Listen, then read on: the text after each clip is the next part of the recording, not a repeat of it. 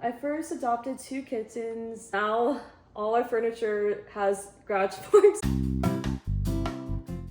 So we polled some of our subscribers.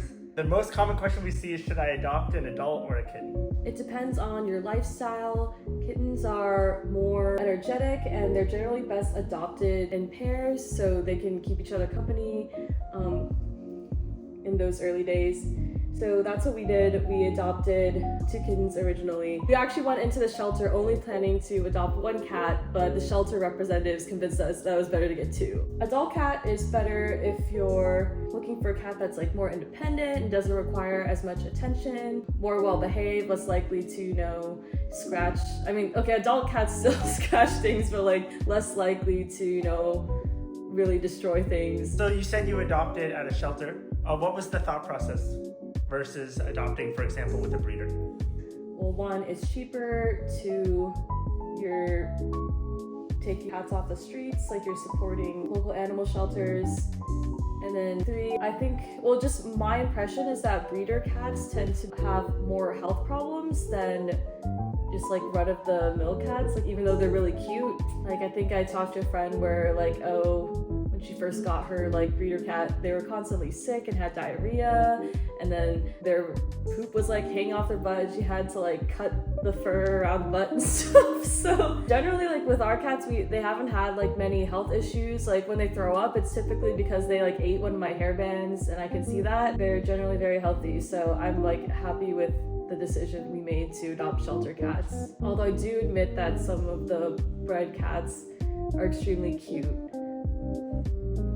One question we often see in the comment section is, will my pets get along? For example, if you already have a dog or you have other animals. When we first adopted Pocky and Oreo, the shelter actually put them both into a room together to see how they would behave, and they kind of just ignored each other and then didn't fight. And he mentioned, that's a good sign that they didn't fight at all, even though they didn't really interact. For adopting those 2 as a pair, I'm happy that the shelter did that for us to confirm that they generally got along. With our 3rd cat, Kit Kat, the other cats did not get along with her at first. They were hissing and really hated her. Initially, we kept her in the first floor bathroom, kind of separated from the other cats, and we were trying to follow along with the famous YouTuber Jackson Galaxy, who teaches people how to introduce cats to each other. But I think we kind of fell off of his guidance because we just really felt sorry for the new cat, Kit Kat, because she was just stuck in the bathroom and kept meowing and wanted to get out. So I think eventually I just let her out of the bathroom and let the cats deal with each other. For a couple days afterwards, Pocky had a marked difference in behavior. Normally he's super affectionate, he follows you around everywhere. He suddenly just stopped talking to me, he just ignored me and wouldn't come to me at all, and I was heartbroken. And I remember telling my partner, oh no, was it a mistake that we adopted this new cat? Is Pocky going to hate me forever? New cat is here, by the way.